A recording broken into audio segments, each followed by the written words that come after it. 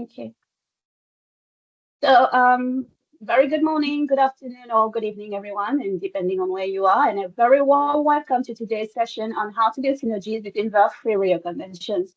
So, I'm Stefania Perrin from Rio Impact, and I have the pleasure of moderating this session today.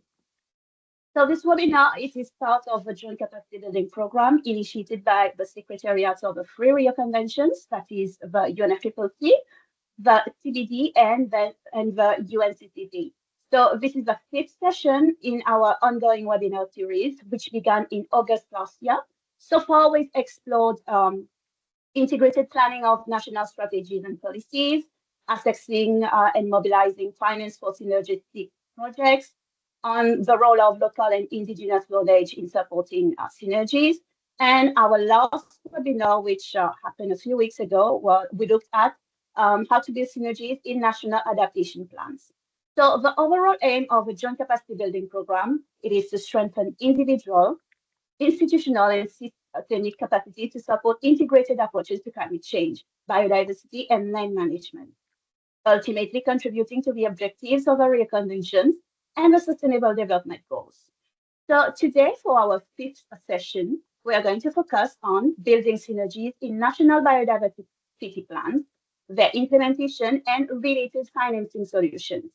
So, as many of you know, national biodiversity strategies and action plans, commonly named as NBSAPs, they are the principal instrument for implementing the CBD at the national level.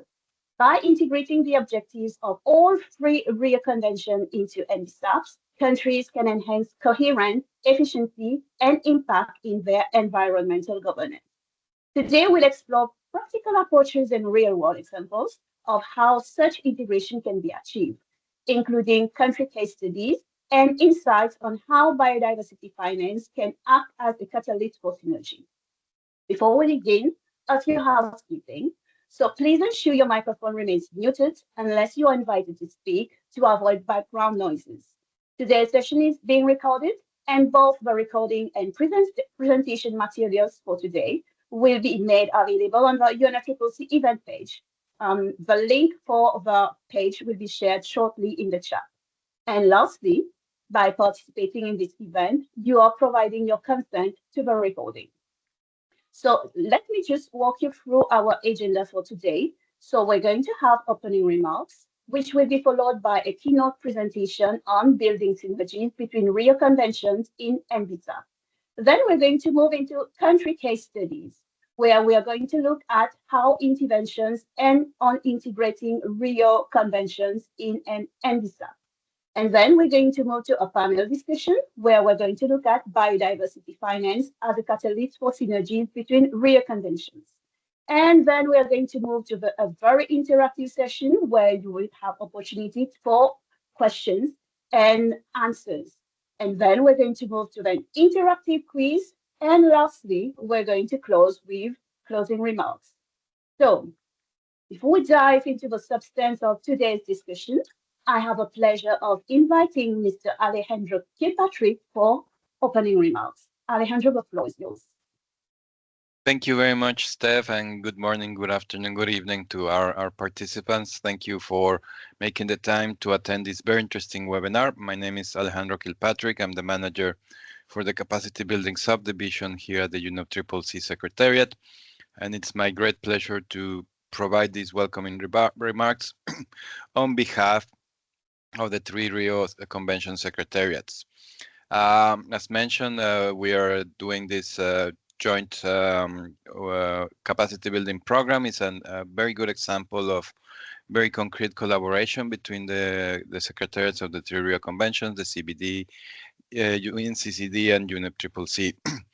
This global joint capacity building program also it's an effort to also hear the call for materializing synergies that we've heard in different fora. More recently, last year, with where the three Rio Conventions have their own COPs, and the issue of synergies came out very strongly, particularly in the CBD COP at Cali, where there was a very concrete request to examine how to move forward in synergies.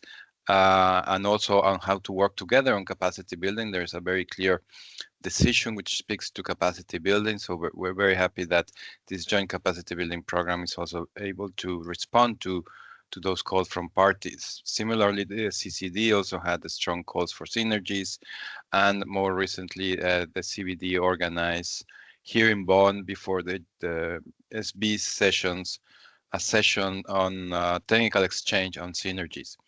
So I think it's evident that synergies are recognized as an important element for everyone, but now the challenge always is how to materialize them. And through this series of webinars, through the activities of the Joint Capacity Building Program, we strive to provide information, but also support so that our target audience, basically government representatives and other stakeholders, can not only understand what are the different instruments, but how can they be better integrated and how these synergies can be translated into action at the ground level. And today we will have very concrete country examples on how to do that, because I believe that synergies happen naturally at the territorial level, at the ecosystem level, at the community level.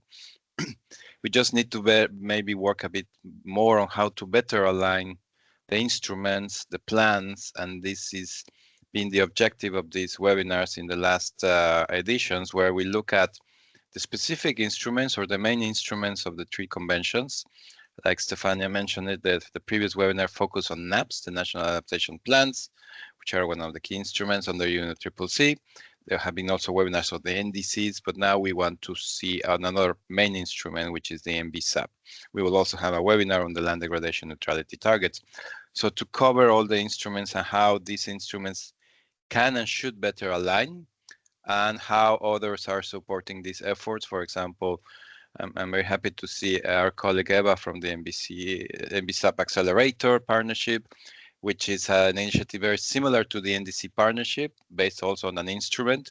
So, and both of them are working together, which is also very encouraging in terms of maximizing effectiveness and increasing support to countries, to developing countries in particularly. So having those instruments aligned, I will also hear from Panama a very interesting and to me a model how this can be presented, the alignment and integration of the several instruments. So there are examples out there that can be done. So our intention is to hear from these examples and see how we can replicate them and take them to the next level, to the project program development level.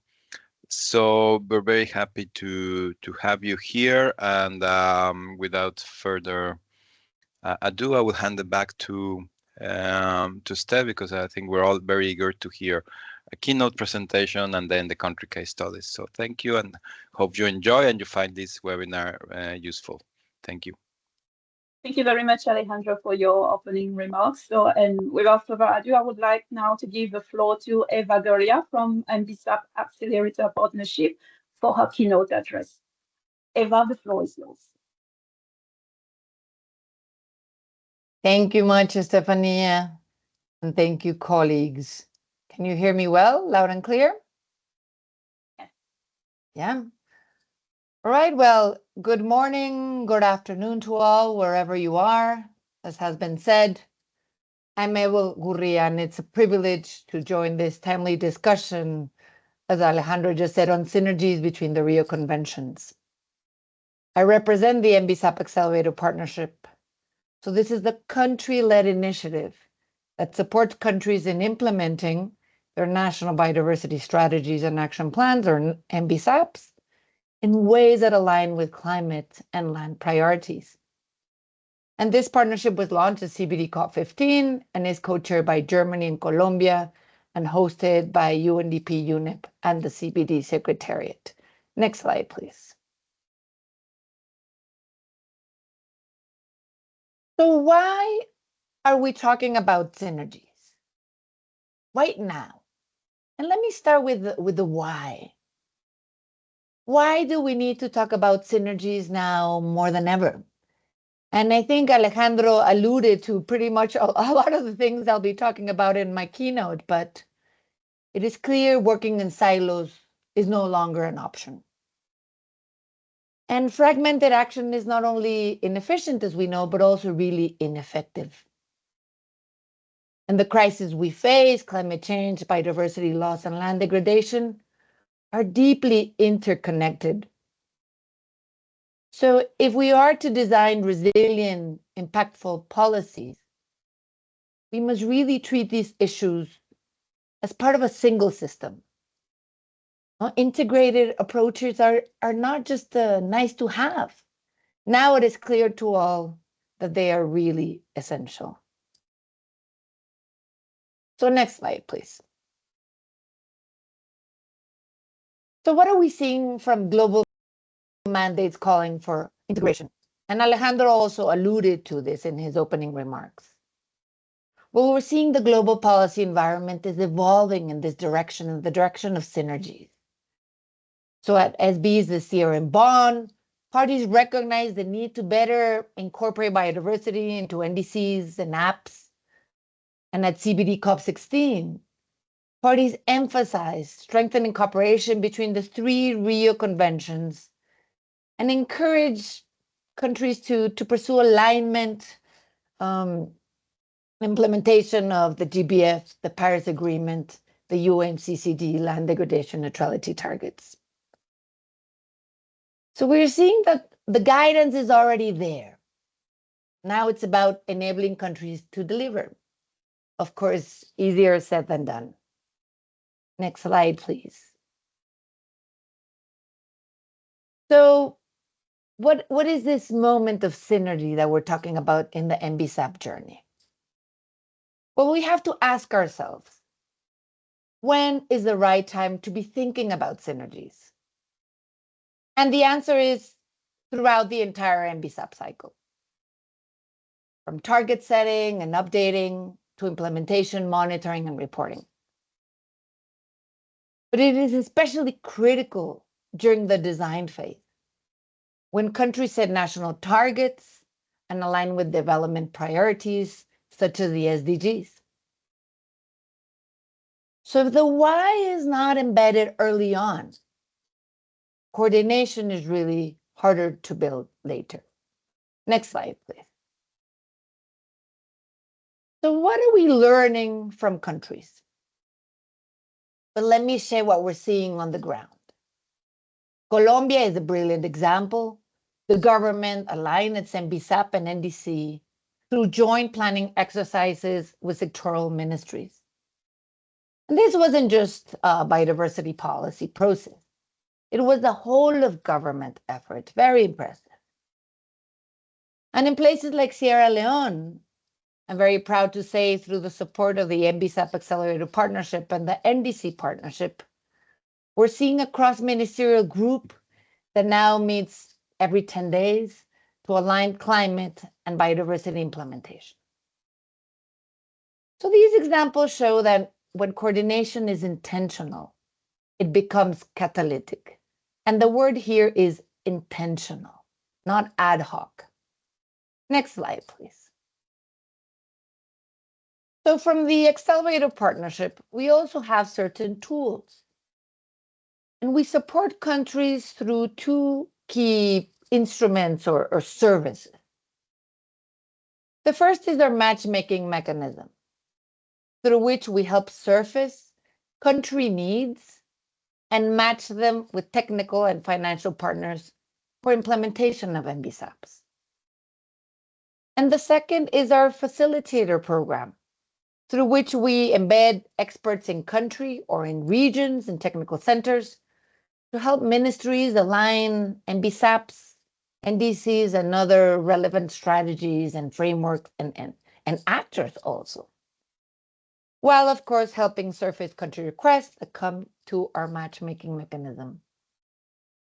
So for us, this direct, embedded support is what really makes integration happen in practice. Next slide, please. So I want to share these insights and lessons from the Pacific. I just came back from a workshop in Samoa with the 14 countries in this region. And I learned that Vanuatu is developing a monitoring system that aligns biodiversity and climate adaptation outcomes. And in Samoa and Tonga, that are not yet part of the NBSAP Accelerator Partnership family, but I hope they will become soon members. Well, we're seeing that countries are working towards harmonized reporting under multiple multilateral environmental agreements, so various MEAs, and integrating biodiversity and climate planning at the national level. So here I want to share that SIDS are not just vulnerable to the impacts of inaction, but I want to highlight that they are showing leadership in cross-convention alignment. Next slide, please. So there's a lot of global guidance that is already available to support countries, and a range of tools already exist. So for example, we have the GIZ ISD WWF policy checklist on effectively delivering on climate and nature. And I found this to be extremely useful. As are UNEPs and CBDs, the UNFCCC thematic papers. There's tons of technical papers that are super informative. And the Nature for Climate guidance for including nature and NDCs. So these are just a few of some of the available tools, but these all provide practical steps. The idea is that these are not abstract framework or ideas, but they offer concrete ways for countries to align monitoring indicators, institutional coordination, financing streams, and joint implementation mechanisms. So let me take two examples from the GIZ publication, and I'm happy to see some GIZ colleagues here today in the call. Well, from the UK, we're seeing that they developed a cross-government structure and guidance to support implementation of climate and nature strategies. So this cross-government structure is key. And then in China, we're seeing something similar with biodiversity climate linkages that are embedded in their national strategy. So on the one hand, they have clear mandates at the highest level, and then joint implementation through coordinated delivery at the local level. But really most notably in the case of China, it's their 5-year plan, which integrates all 3 Rio Conventions, the CBD, the UNFCCC, and the UNCCD, into one single national development planning framework or instrument. So these country examples reinforce that integration is both a political opportunity, but also, of course, a technical opportunity. So next slide, please. So what is my vision for the future? Well, ultimately, we've come to understand that synergies are not just about saving resources and avoiding duplication of efforts. They're about amplifying impact. So that means it's about getting more value for every dollar invested, for every target set, for every team mobilized around climate, around land, around nature. And as we move from pilot phase to scale up, from the buzzword to the implementation, I also want to offer the NBSAP Accelerator Partnership, because we're committed to helping countries move beyond ad hoc coordination to something that is more durable, to system-level integration. And then the next slide is my last slide. Well, I want to thank you all for your time and attention. I hope that today offered a clear window into how synergies between biodiversity, climate, and land can be more than a buzzword. They can be the engine behind lasting transformation. And let me leave you with this. Alignment isn't about complexity. Quite the contrary, it's about clarity. It's about governments and secretariats speaking with one voice, not 3, and donors investing with greater purpose, and communities across the 3 Rio Conventions feeling the real-world impact of joined-up policies. Because if we want real change, we must really stop managing nature in parts, in silos, and start working as one system, because there really is only one planet. So I've shared some of the tools, and so did Alejandro. The tools are there. The political will is building, as we know. The NBSAP Accelerator Partnership stands ready to help countries turn ambition into aligned action. So let's move from coordination to convergence, and from convergence to impact. Thank you very much, and I look forward to your reflections and further discussion. Back to you, Stefania. Thank you very much, Eva, for those amazing words and very insightful presentation on why synergies matter, and also for telling us about the amazing work being done by the NBSAP Accelerator. So as mentioned earlier, the slides will be uploaded on the UNFCCC event page, and the link to the page can be found in the chat. And already, if you have any question for Eva, please don't hesitate to put your questions in the chat already. And an important question which is often raised is how to actually build synergies. So a concept that can sometimes feel a little bit abstract, but today we aim to unpack what synergy looks like in practice. So let us now turn to our country case studies. And first, we are delighted to hear from Melanie Acosta-Chin from the Ministry of Environment in Panama. So Melanie is an environmental engineer with experience in climate change. She has led the development of Panama's greenhouse gas inventories and the submission of reports to the UNFCCC, such as the first biennial transparency report. She currently serves as head of climate action at the Ministry of Environment of Panama. So without further ado, Melanie, the floor is yours.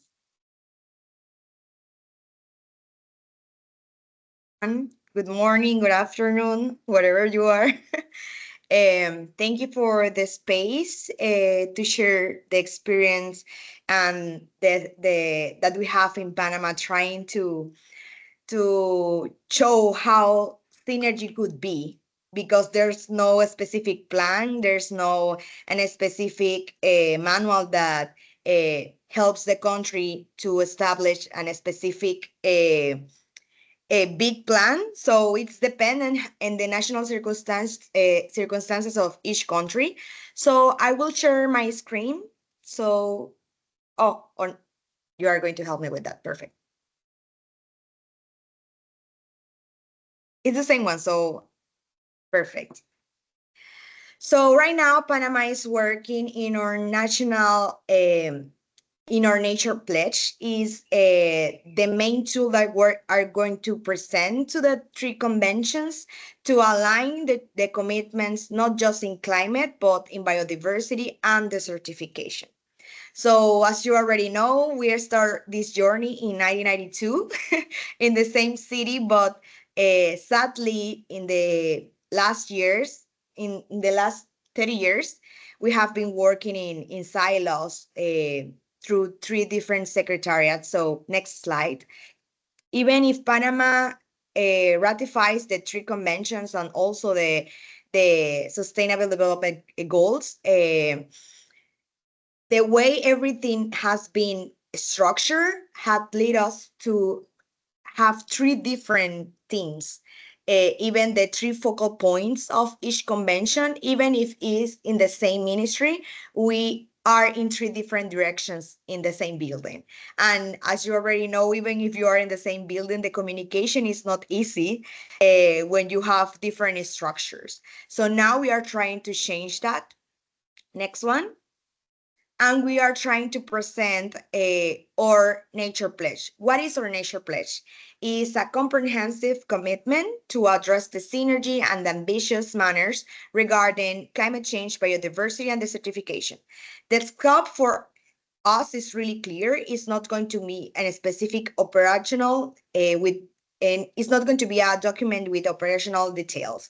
You're going to establish the specific goals that we are going to include in our NDC or NBSAP and or LDN. And the main objectives of this exercise is to compile in a clear and measurable way our commitments, because in the past, We present 3 different documents prepared by 3 different teams with 3 different baselines and 3 different using different tools to establish that different goals. So we are really working to establish and identify synergies, facilitate the joint implementation, identify the smart investments, and to facilitate the better understanding. So we're really working not just for the technical team to understand what is right on that different documents, but our society and the policymakers and the academy could understand which ones are the commitments of Panama in environmental manners. We are also trying to align the financial flows with environmental and climate change goals compiled in a document. So that would help us in the case of our Ministry of Finance to understand which ones are the priorities in environment for Panama. Next one. So Panama right now is in like a momentum because we need to update our LDN or NBSAP. The last time that we present that was in 2018. And even if we present our NDC in 2024, the second one, we are going to present our NDC 3.0. Why? Because when we start the reporting and the development of the NDC 2, was really close when the outcomes of the global stocktake were presented. So we already have that process started. So we have to finish the reporting, even if it takes like a long process. Like to prepare an NDC is not really easy, as more of you already know. But in the case we are going to present and update our NDC, trying to align the different commitments that we have with the other 2 conventions. So right now, instead of have 3 different public consultations, 3 different task force or technical team to prepare the 3 different documents. We are working together right now, preparing a country statement, trying to include the different sensitive approaches as gender, youth, the institutional arrangements, also just transition, and we are going to the next one.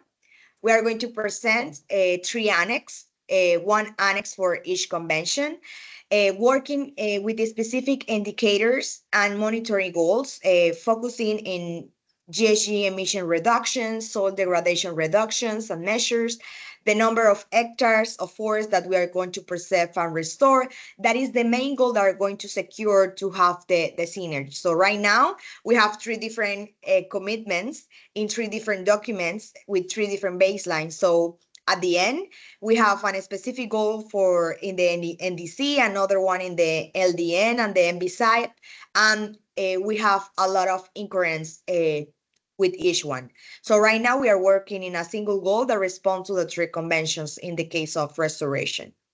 Next one. So obviously we have finds a lot of benefits in this process. Obviously optimization of finance, alignment in international commitments, because we have 3 different documents not saying the same thing. So we are trying to change that. The collaboration between key players or stakeholders, trying to establish alliance and multi-sectoral commitments, expanding the ambition. We find out that in the case of the NDC, we were not considered some commitments that were included in the last NBSAP and the LDN. And if we include that in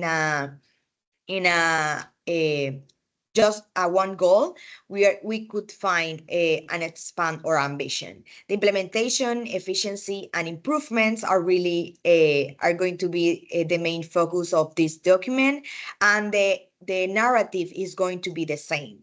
And obviously the socioeconomic resilience. Next one. So this is going to be the structure proposal of our document. We are going to have a political statement that is going to be signed by the cabinet of ministers and the president. We are going to take sensitive approaches, as I already told you, the governance, gender, just transition, youth, that is a cross-cutting thematics that we see in each convention. And then we have three annexes, the NDC 3.0, the NBSAP, and the LDN 2.0 also.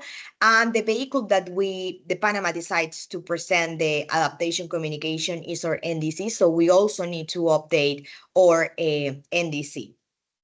Next one.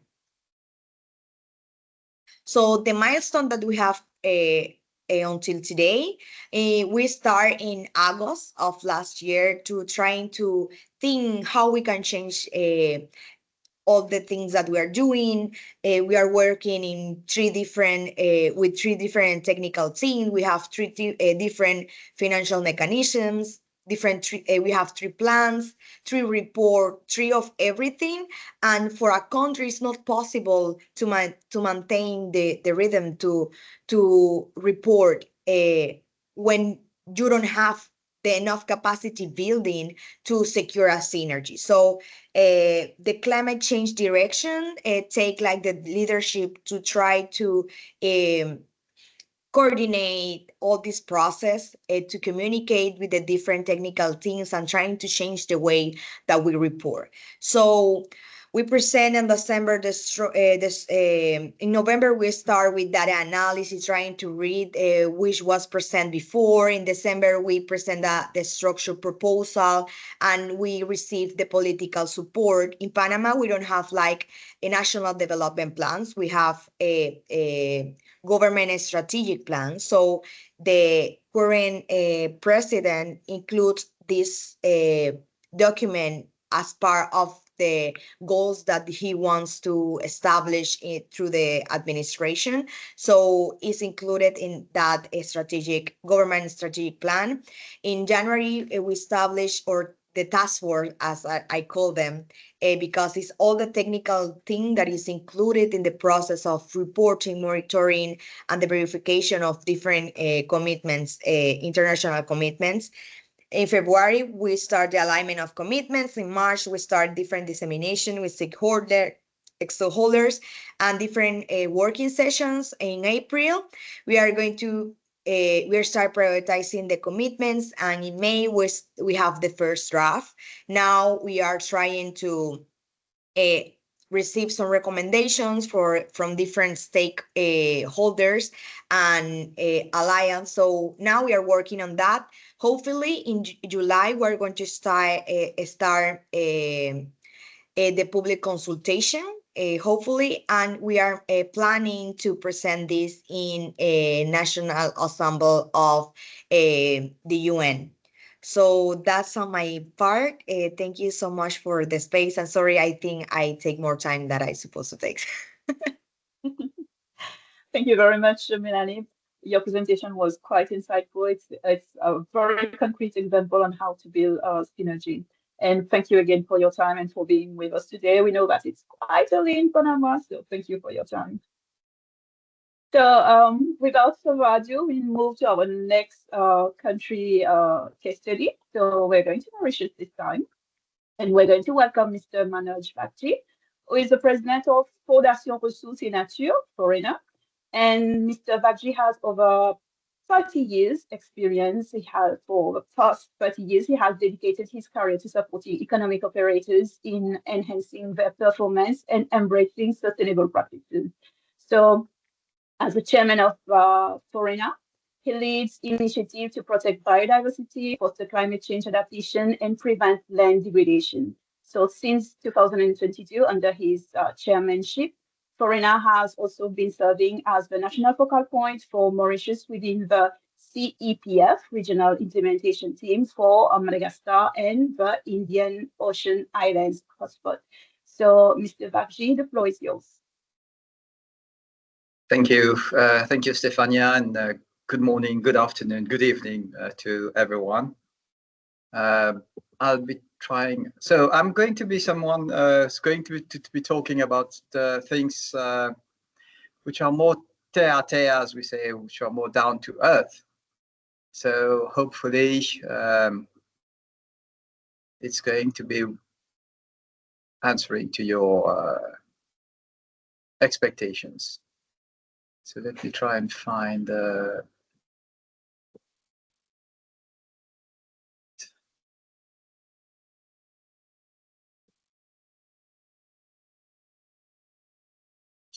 I'm sorry, I can't find it. I think you'll have to. Oh, you've shown it already. Thank you, Stefania. All right, great. All right, so I'm going to talk to you about what our foundation is doing in Mauritius and Rodrigues and in the Indian Ocean region. Next slide, please. So Forena is a foundation which is incorporated in Mauritius and Rodrigues, but we are active in the Indian Ocean region, specifically of Seychelles, Madagascar, Comoro, and Mauritius.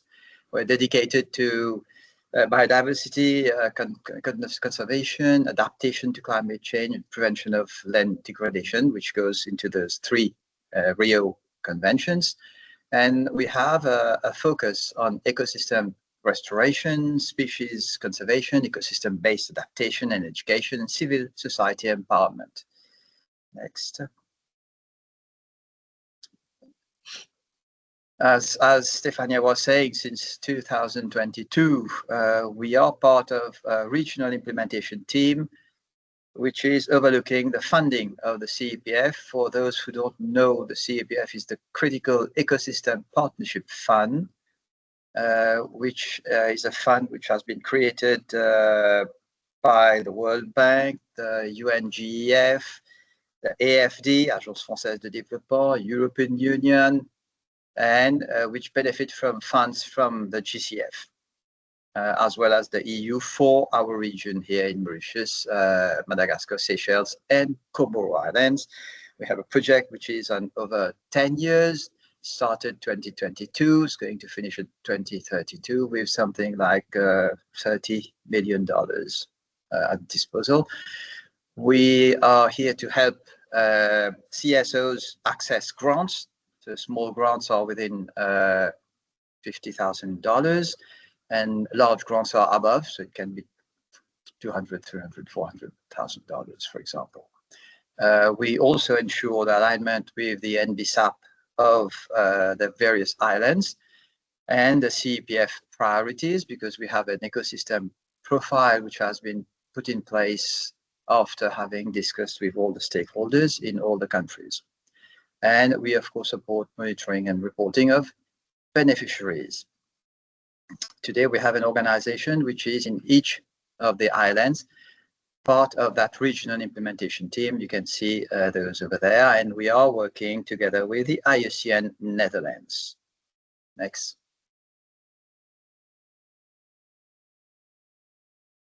All right, let me give you a few projects that are being done, which are in line with the NBSAP and the CEPF profile. So that would be, for example, an 11-hectare mountain, which is part of Port Louis. I don't know if you know where it is. It is the town, the main city of Mauritius, and the citadel, which you can see in the first picture right up there, which is a fort, and around it, it's a small hill, which is called a Petite Montagne, and it has something like 11 hectares of very degraded land. You can see the first picture on the left, which shows you how it was quite degraded by fires and erosion. And the idea was to recreate the thing. Today, if you look at the last picture on the right, this is what has been done within around 10 to 12 years. This is a sort of project that we are doing with the community, with the Ministry of Environment, Ministry of Agro-Industry, Tourism. So lots of stakeholders, private organizations like Rotary, and different ministries with the UNDP GEF small grants program as well. Next slide. Another type of project that we're doing is about reintegration of prisoners and vulnerable groups. So we've put in place a number of nurseries in various prisons in Mauritius and Rodrigues. Rodrigues is a small island which is part of Mauritius, 1.5 hour of plane from Mauritius. And we train these prisoners so that they are able to reintegrate society after having been there. So they are trained in how to do propagation of plants, how to manage a nursery, and we buy back those plants with them. You can look that they are those who are participating in the construction of everything. And the last picture on the right, you can see the sort of plants that we are producing. So sorry, it's okay. The plants are endemic plants. We have fruit trees and we have medicinal plants as well. Next slide.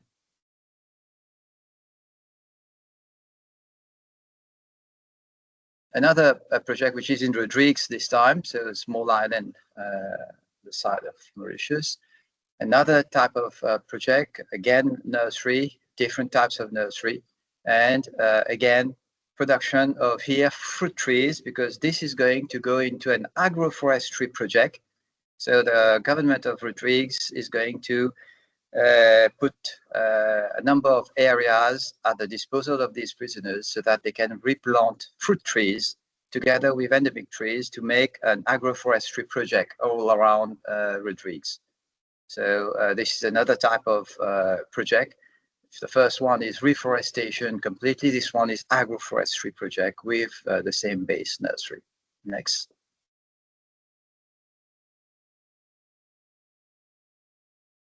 The third one is about empowerment and education of vulnerable groups. I don't know if you know, but we had a shipwreck incident. It was the Wakasho incident in Mauritius a few years back. And a lot of people lost their jobs or had diminished income. So we had to find alternate livelihoods for them. And the idea was to identify a number of women who would be trained in a number of different skills. One of those, of course, is in production of plants through another type of nursery. Here, this nursery is completely movable. So everything is in wood, and we can remove the whole thing and no print of our passage in the area. The next slide. They've also learned how to produce a number of ways to enhance soil, the quality of soil. So here you can see the windrow composting pads. And the second picture from the left, this is another vermicomposting project. So they are being trained in soil enhancement together with the plantation, propagation of plants, and also in mangrove plantation. So these people are going to get jobs out of that. Next slide. Now let's go into the projects which are funded under the CEPF, the Critical Ecosystem Partnership Fund. So I've chosen 3 of the projects which are being funded. The first one is the Ebony Forest. It concerns the restoration of critical habitats for endemic flora and fauna, most particularly birds, and the removal of alien species, whether they're plants or wild animals. Wild animals in Mauritius and Rodrigues are mostly cats, nothing dangerous.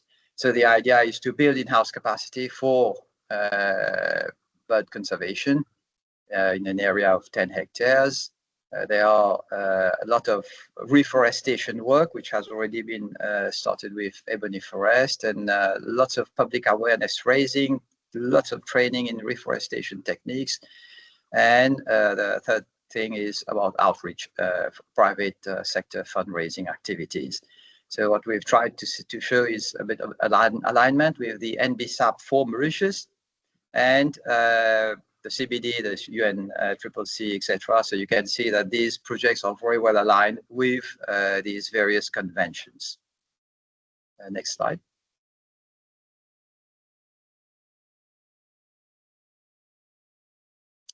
The other project is the Fernet. So if ebony forest is not southwest of the country, this one is the southeast of the country, and it's called Fernet. It's a very nice reserve where there's lots of work which has been done with the GEF Small Grants Program and the government of Mauritius. And they have decided to go a bit further on what they're doing. So the idea is to go for natural regeneration of watershed forest and to try ecosystem-based adaptation programs. So the idea is to eliminate, of course, alien species, then to promote sustainable land management through agroecology and climate-smart agriculture. And the idea is also to be a showcase for what can be done, not just for conservation purposes, but also in agroecological proposals. So again, relations to the various Rio Conventions. Next slide. The third project that I chose for you is the soil enhancement project. You saw the ladies in a few slides back where they were learning how to develop composting, vermicomposting, algae composting and all that. Well, this is the company which is doing that, Nature Techniques. We've funded them as well. So the first two projects that I've shown you were funded at large grants. So these are more or less $280,000. This one is a small grant. It's a $50,000 project. So the idea is to really show how we can enhance soil health with various different types of processes. So two things in this project. The first is to reduce chemical usage and to increase and foster soil fertility. And the second one is capacity building for local communities. So they are testing the products in various agroforestry farms. And the idea is to try and decrease environmental degradation and promote diversity conservation. So again, aligned with the CBD and the other two Rio Conventions. Next slide. I think I'm almost at the end now. So the idea of the foundation is to show that whatever we've been doing, whether it's with our own funds or with the funds of the CEPF, the idea was to, one, is to ensure that we are abiding to the CBD goals, mainly species and ecosystems, the UNCCC goals, climate adaptation and carbon sinks, the UNCCD goals about land restoration, and we directly support all the 5 Republic of Mauritius NBSAP strategic goals within all those projects. So as you can see, this is really down-to-earth projects. We are helping people get empowered. We are proposing alternate livelihood while trying to commit to all the NBSAP strategic goals established by our country. And with this, I think we are the last slide. And this is from Foreigner. So thank you for your attention. Thank you very much, Mr. Vadji, for showcasing the concrete examples of foreigners' work with projects that align with Rio Conventions. So thank you very much for that. And without further ado, we are now going to move into our panel discussion, which will focus on the role of biodiversity finance as a catalyst for synergies. And as mentioned earlier, if you have any questions, please don't hesitate to put your questions in the chat already, and we'll take those questions up during our question and answer session.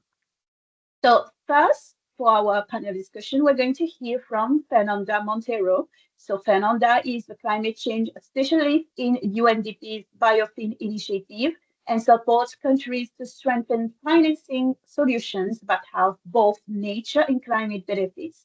So Fernanda has over 13 years of experience working on environmental finance within the Ministry of Finance of Mexico, National Commission for Protected Areas, UNDP, and GIZ. She holds a bachelor's degree in international relations. So Fernanda, the floor is yours. Thank you. Thank you very much. Good morning, good afternoon to everyone. And thank you to the Rio Conventions Joint Capacity Building Program for this invitation. So I would very briefly like to share in this context of thinking of synergies within the three conventions, what is Biofin and what we do and how we can support synergies within the three conventions. So Biofin is a global initiative from UNDP that started in 2012 with 10 countries, but now grew very large and has over 90 countries in implementation. So we have learned a lot on how to work with countries to design financing solutions for biodiversity. And very briefly, what we do is through a very straightforward methodology, we help countries analyze their policy and institutions related to biodiversity. Then we help them review what the expenditure is at a national level from all sources, public, private, and international. And the next step is actually very relevant for this panel because we also help them cost the NBSAP. How much is it going to cost to implement the NBSAP at a country level and what sources are needed? After this assessment is done, we also support countries in developing their biodiversity finance plans. So this is where we screen what are the opportunities for financing solutions and afterwards help them design tailored financing solutions to meet their country's goals and the CBD Convention goals for biodiversity. So we've been working with many countries in this, and we have leveraged over $1.6 billion to date. And we also learned from the beginning that there was a link that was undeniable between climate change and biodiversity. One very important part of our project is that we started working with the ministries of finance, and they're part of our steering committee at a country level. So this 12 years ago was very innovative because ministries of finance would usually not be involved in nature. They were just starting to learn and get involved around climate issues. So we found, and we still find, that climate change is a key entry point also for biodiversity work at a national level that can help us boost the biodiversity finance agenda within countries, not only with the ministries of finance, but also with the financial sector, banks, private companies, among others. So we have seen that this synergy, when we're thinking about very pragmatic solutions, is very relevant to work at a country level. And we also find, for example, that investments in nature protection can help us deliver almost 30% of the global mitigation targets at a global level. So our focus is really on how to help countries design and implement financing solutions that will help meet biodiversity goals, but are linked with other climate goals. And in this sense, well, I would like to mention some examples that we're working on. For example, in Mexico, at the subnational level, we're working on state funds to channel local carbon taxes toward nature-based solutions and payment for environmental services and other solutions that have this double impact in climate and biodiversity. And we're also seeing how through the current voluntary carbon markets, we can also add the biodiversity credits. So in the same area, we can also leverage more resources to aim to meet mitigation targets, but also biodiversity targets through more funding, but in the same area of intervention. Another example I would like to mention, or work stream within the BioFin initiative, is the work on harmful subsidies. And I think this one is very relevant for the 3 conventions. So we also help and support countries map what are the subsidies.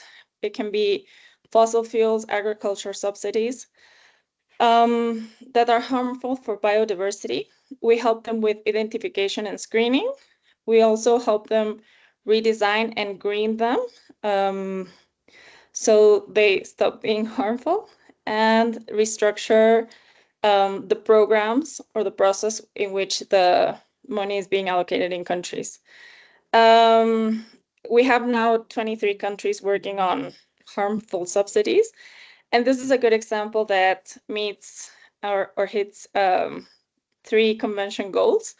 The CBD, because it's making harmful subsidies, specifically in agriculture, a bit more friendly with biodiversity by phasing out harmful incentives or practices.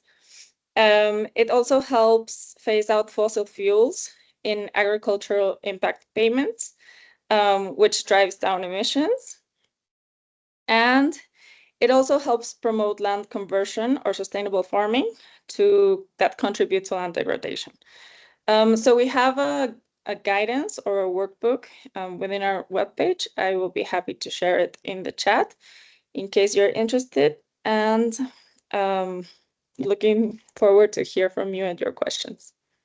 Thank you. Thank you very much, Fernanda, for this presentation. And without further ado, being very mindful about time, I would like to give the floor to Ludwig Liagre from Rio Impact. So Ludwig is the founder of Rio Impact, which is a consulting firm specialized on sustainable finance solutions for nature and climate, and building synergies between Rio Conventions at the level of planning processes, project design, and financing mechanism. So Ludwig, the floor is yours. Thank you very much, dear Stefania. Great to be with you today. Thanks, Fernanda, for mentioning the important work of BioFin. Today, I'd like to just share a few messages with you on, or food for thoughts, let's say, for our discussion on how biodiversity finance and biodiversity finance plans could be catalysts for synergies between Rio Conventions. I'll be brief because I want us to spend enough time for the question and answer session.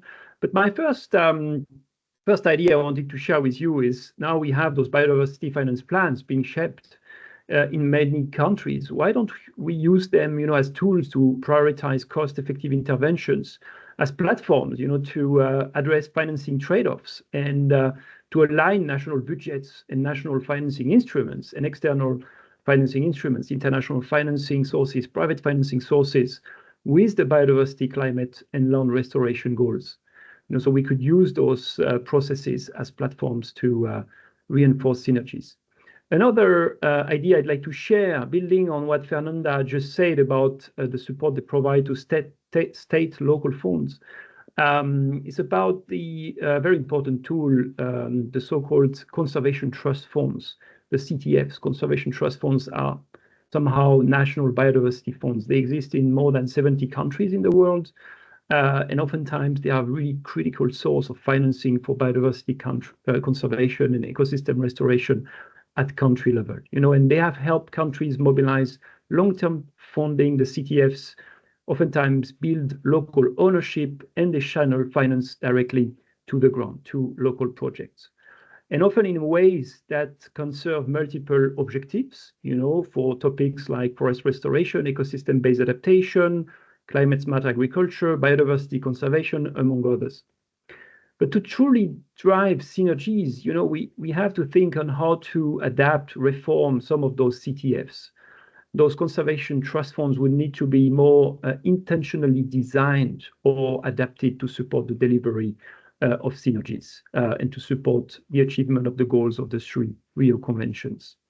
So that may mean, for example, reforming, adapting some of those conservation trust funds, but this is also valid for other domestic funds. You know, you have many countries with national climate funds, national agricultural development funds. So those domestic funds, you know, they could open new funding windows possibly that reflect integrated national priorities, and that would also encourage spending across sectors and agencies in a synergistic manner. So either adapting, reforming existing funding windows, or creating new funding modalities that really serve the purpose of synergies. Another important topic, I think, is how can we build incentives that could be built at the project level, for example, and rewarding proposals that demonstrate joint benefits for climate, biodiversity, and land. And this way, thanks to those incentives, then synergies can become financially attractive. And building incentives could be done at different levels for different types of instruments.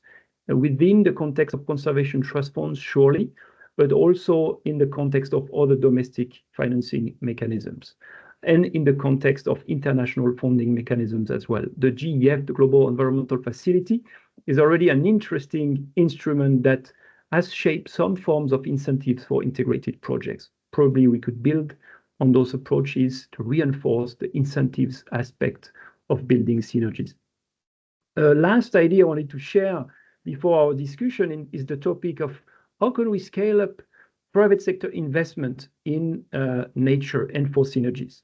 And you've got great example of impact funds today that exist, like the Land Degradation Neutrality Fund, for example, that already go finance projects with key aspects of synergies, supporting land degradation neutrality, but also climate and biodiversity targets. Like, how can we scale this up? And how can we measure it? You know, how can we measure impact? So I think there's a call to be done to also incentivize and support those impact funds to develop the metrics that will help them also monitor and report better on their impacts for climate, biodiversity, and land at the same time. So in short, I see really the biodiversity finance plans, but also the NBSAPs processes as key opportunities, as potential platforms at national level to aggregate the goodwill and to help key stakeholders, public-private stakeholders, to meet and design the key financing solutions that will deliver on synergies, that will be designed, those solutions, those financing instruments, in a way that they can deliver land, climate, and biodiversity benefits in a coherent manner. So that's what I wanted to share with you. And now back to you, dear Stefania. Thank you very much. So we now do the question and answer session. So please feel free to raise your virtual hand or to just post your questions in the chat, and we will take them up. So anybody would like to go first, please feel free.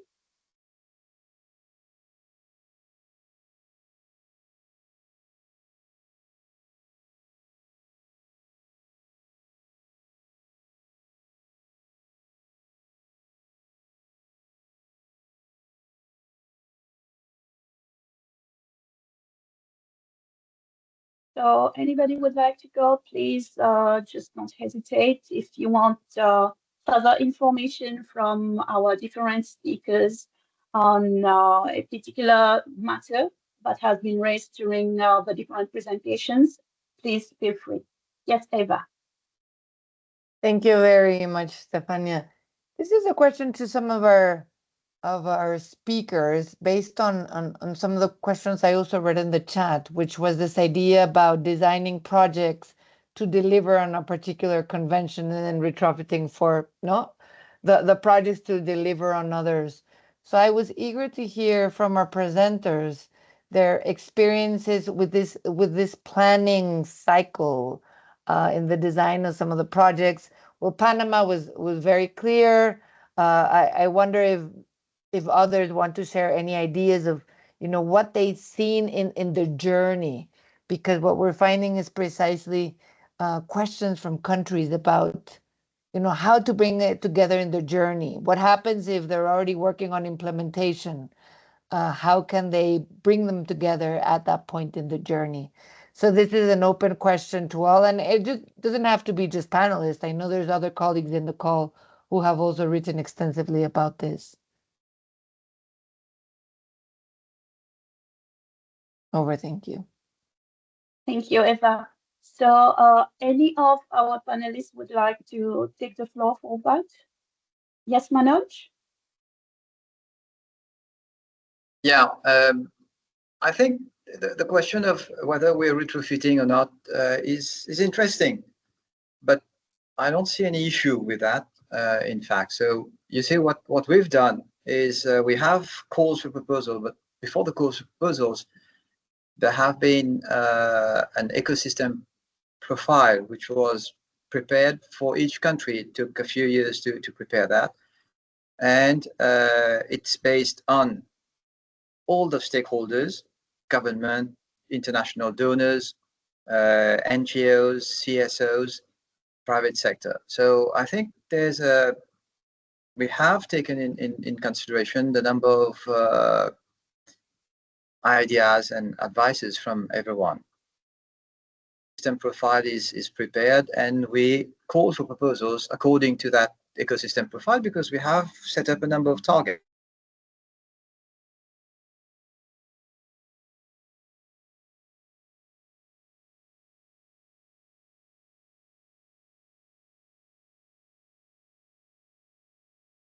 I don't know if it's okay. Yeah. I think we lost you for a few seconds on the last part. What I'm saying is when we make calls for proposals, of course, there are beneficiaries, potential beneficiaries who are already working on a number of things. And so we choose them because they are already working. And there are others who are going to get interested because we've said we want you to do projects in that or this field or in that area. So I guess both of them work. Sometimes it may be retrofitting because we are going for projects which are already there. And sometimes I think we give ideas to others to go for projects which they didn't think about. So I think these two have to work together. Thank you very much, Manoj. So any of our presenters would like also to reply to Eva's queries?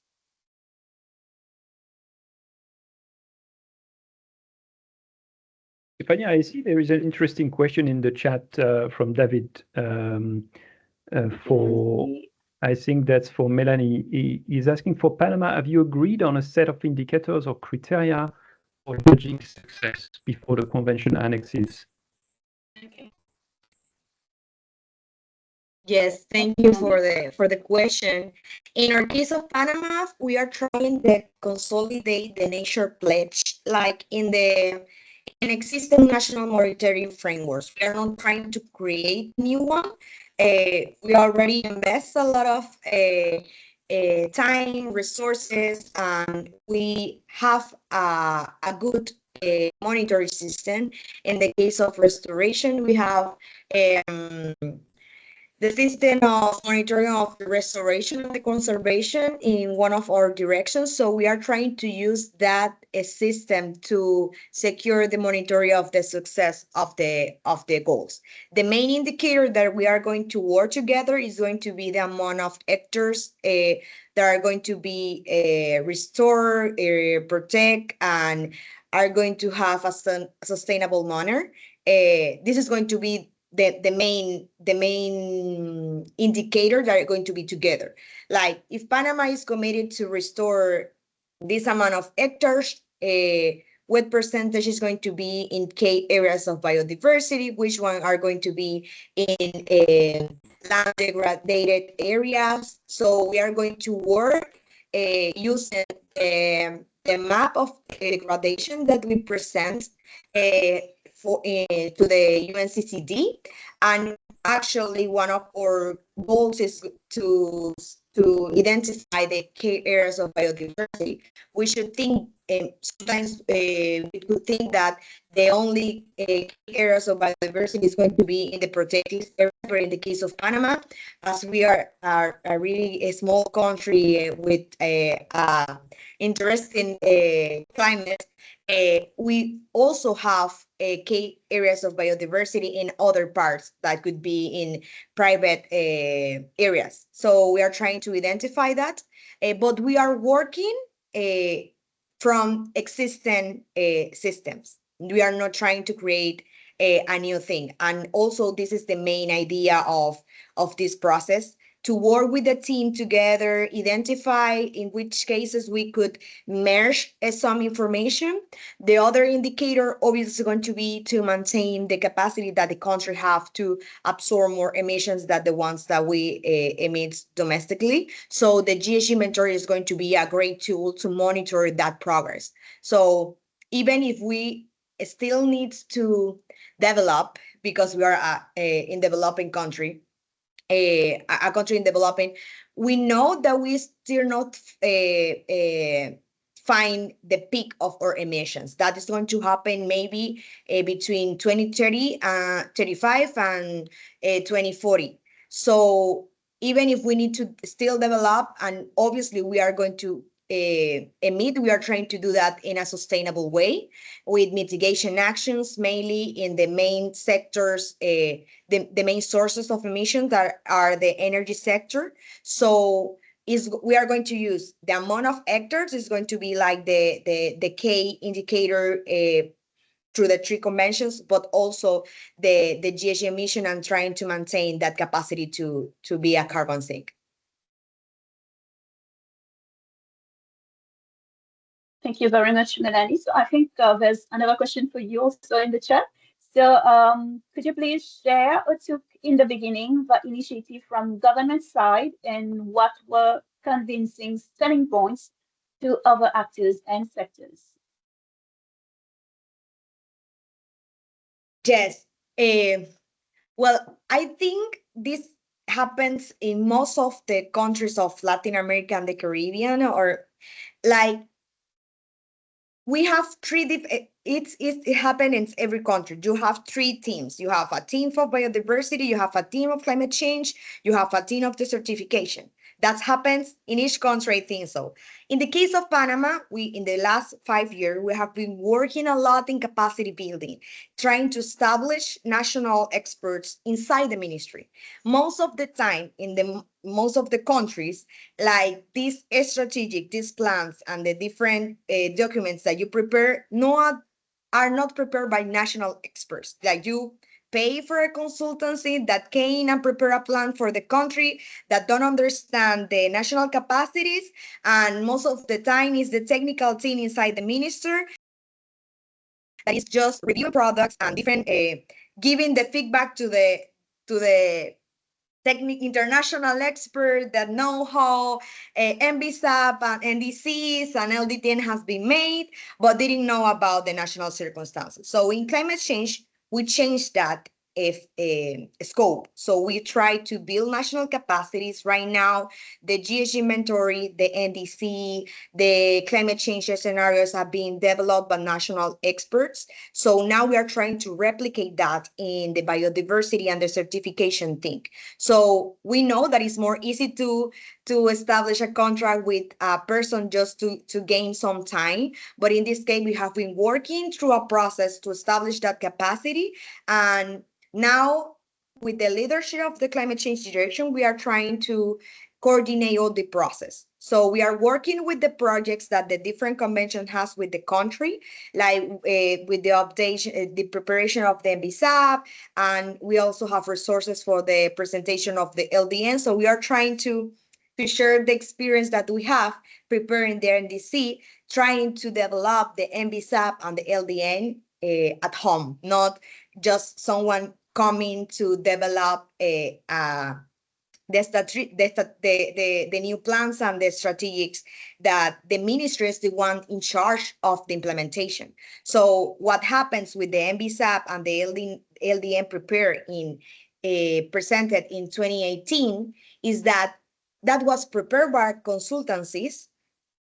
It was someone that came for a specific project, but at the end, the technical the technical team that was in the ministry didn't have the capacity to know how we implement the different actions that were in the plan. So now we are trying to update that different the new commitments to the reality that we have inside the ministry. So it came from a necessity to try to be more efficient and increase the coordination and the communication with the other two focal points of the two conventions. It's not have been easy.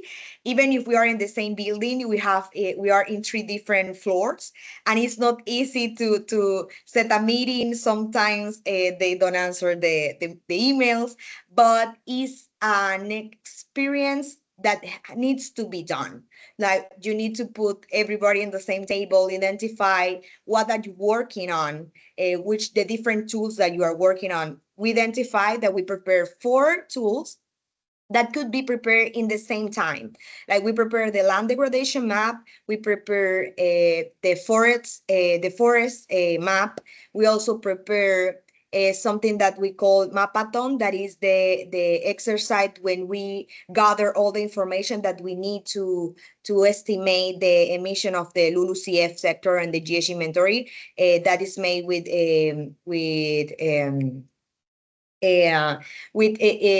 satellitized images. So you said a lot of people trying to interpret the different land use. So we could do that in the same time. But right now it's being prepared by the 3 directions in 3 moments of the year. And it's not something that is really cheap. So you need to invest a lot of things to put everybody and set the different softwares that you need to do. So now we are trying even to change that. So it has not been easy, but we are trying to do our best. Thank you very much, Melanie. So I think we can take 2 more questions. I can see in the chat. So the first one is in the context of NBSAP development and implementation, page 15 and 19 of our global biodiversity framework. How can countries strategically leverage climate finance mechanism and adapt them to support biodiversity financing needs? So this is the first question, and I see another question for Fernanda. So would you evaluate proposals about biodiversity? Would you also support proposals that have less biodiversity outcomes, but good outcomes in terms of adaptation and reducing desertification? So maybe we can take those 2 questions and then move on to the last part of our webinar. Yes, thank you, Stephanie. Yes, what we're seeing in the case of financing solutions, so an important thing to consider is we don't provide finance for countries. We help countries through capacity building and assessments to come up with their biodiversity finance plans and mobilize their own resources. So in this case, what we're seeing is that there is a lot of intersection within climate change and biodiversity within the financing solutions. For example, many countries have developed green bonds that are usually more focused on climate, but you can integrate a few criteria or components that also address biodiversity or hit adaptation targets. So it really depends on what the problems are at a country level and how you tailor the financing solution to meet these problems. So I think that's covering the first question. And for the second question, I think it goes among the same line. The example I was referring to about harmful subsidies also hits many goals, even though it can have, the problem can be more focused on climate or adaptation or biodiversity. It can hit more outcomes. Another example that Ludwig was also touching upon, the conservation trust funds. Many conservation trust funds, and it's the case of a conservation trust fund in Mexico, use the climate change agenda to leverage financing for climate change projects within protected areas. So I really believe it has to do a lot with what the problem is and how you're framing it for a specific financing solution. Also, if you are developing proposals for GEF, GCF, it can be a very similar problem or the same problem. You just have to tailor the narrative and the indicators and the impact to the programmatic approach of the fund you're applying to. So I think this is a way that you can find many synergies within the 3 convention goals. Over. Thank you very much for this, Fernanda. So being very mindful of time, so I think we're going to close the question and answer session. It has been very insightful, lots of interesting questions. And as mentioned earlier, all the presentations will be on our event page. And don't hesitate, if you want to ask further questions, just put down your email address in the chat and our expert will likely get back to you later on. So now I would like to give the floor back to Ludwig, who had an interesting session on a little quiz, actually, for us. Ludwig.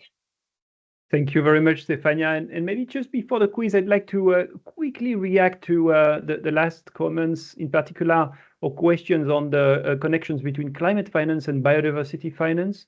You'll find on the webpage of the Joint Capacity Building Program, the second webinar we had actually as part of the series was addressing the topic of joint project design and resource mobilization for synergy. So you'll find some key messages on that topic. On the topic related to the role of indigenous people and local communities, we have also a webinar. Our third webinar was actually addressing the importance of local knowledge and indigenous knowledge for synergies.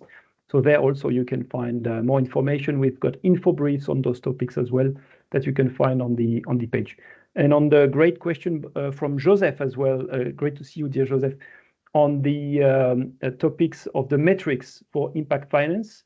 There as well, there is a lot of work to be done, to align the LDN metrics, the integration of biodiversity and climate metrics as well for impact investors. If some of you are working on this topic, please reach out. That's a very important one for the future. So now let me introduce a few questions to you. And I hope you can see my screen. Let me know otherwise. So the first question of the quiz is, when evaluating an NBSAP through the lens of Rio Convention synergies, which criterion is essential for assessing interconvention coherence? Is it the number of interministerial meetings held? Is it the country's ratification status of all 3 conventions? Or is it the explicit integration of co-benefits between biodiversity, climate, land degradation strategic objectives? Please don't hesitate to share your answer in the chat, and I'll give you the answer for the sake of time. It's, of course, response C. And the second question is, what is a good practice to ensure that NBSAPs effectively integrate the objectives of the UNFCCC and UNCCD without compromising biodiversity conservation? Is it prioritizing fast-growing monocultures in restoration programs or applying a landscape approach in territorial action plans to maximize biodiversity, climate, land co-benefits? Or is it about centralizing all management decisions within the forest administration? And the response is B. Let's think about the landscape approach actually as a key approach to build synergies at different levels. Third question is about, in a synergetic integration approach, which methodological tool can be used to identify co-benefits and trade-offs across the objectives of the CBD, UNFCCC, and UNCCD?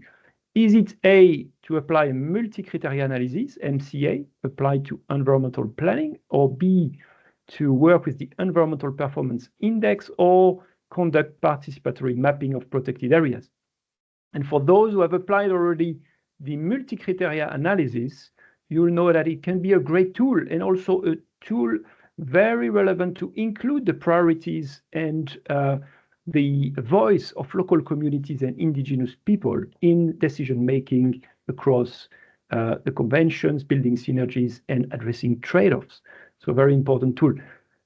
Last question for you. What are options to strengthen synergies in the spending modalities of a conservation trust fund? Is it A, designing a window for integrated projects within those trust funds? Is it to separate clearly the windows for land, climate, and biodiversity, or providing a reward or incentive for synergistic projects? And there, I think we can have two answers, including rewarding, incentivizing synergistic projects. And with that, I'd like just to reemphasize that you can find all the information about the program on the Capacity Building Program webpage. Thank you very much, and back to you, dear Stefania. Thank you very much, Ludwig. So to conclude our session, I would like to invite Eri Tamale from the CBD Secretariat, who has joined us for a few words. Thank you so much, Stefania, and good afternoon, good morning, colleagues, and those who have attended this webinar. I think you will agree with me that this has been very resourceful for all of us. Even those of us that have been in this for quite some time, there's always something new to learn. I've really enjoyed some of the case studies that have been presented today. There are many lessons that we need to draw on and apply in our situations, and we should take advantage of these opportunities to actually share, but also learn. And as indicated in the concept note for this webinar, the 3 Rio Conventions actually shared related objectives, and all these are critical for achieving the Sustainable Development Goals. And the time is now and not later for us to continue building these synergies and move beyond the conceptual and policy discourses we've had over the past few years and get more into the practical on-ground actions that would help to address the issues of climate change, biodiversity loss, and degradation, land degradation, in a manner that is integrated, but also in a manner that would allow us to leverage the multiple benefits that come with working together. And I think we've had a presentation today, some of the presentations today, talking about the advantages we get in terms of mobilizing resources and investing those resources jointly, where the benefits we get by doing that higher, greater than what we would be gaining by investing individually. And also we've had from the presentations opportunities that come with working together with for those that now we are revising the NBSAPs and updating the NBSAPs to align them with the global, the coming Montreal Global Biodiversity Framework, but also the opportunities that come with also the ongoing update of the NDCs and other planning processes at the national level. So we need to leverage all these deliberately and not by chance or by omission. We really need to plan ahead and deliberately integrate this. And at the national level, with the UN country teams now working together to bring together different issues, aligning them with the Sustainable Development Goals, I think there are many opportunities and goodwill that would allow us to achieve more by working together than working individually. And also there are many opportunities that that we have in terms of initiatives like the NDC partnership, in the NBSAP Accelerator partnership, and also the LDN target setting programs. All these working together at the national level and at the local level, I think we can achieve way more than what we would achieve through these individual programs. And this particular program, on joint capacity building program that we are implementing right now, provides us a good platform for actually looking at all these opportunities and leveraging them to achieve the respective objectives and targets that we have under our different conventions.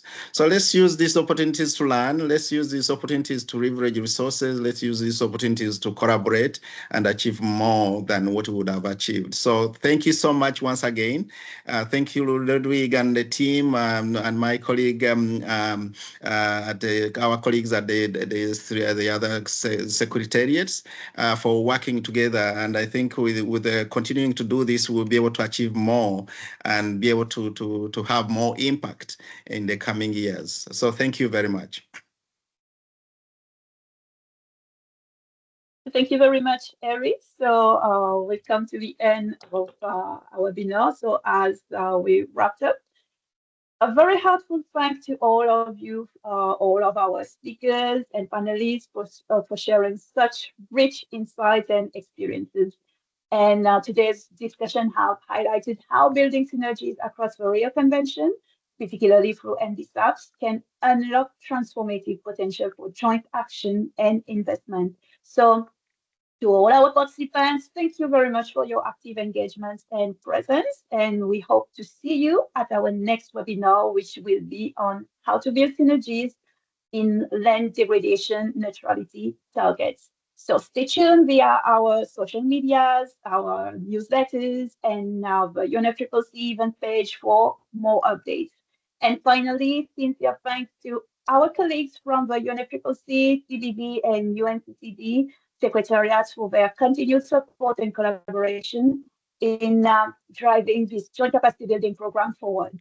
Thank you all once again. Have a wonderful evening. Have a wonderful day, wherever you're joining us from. So goodbye, everyone. Thank you very much.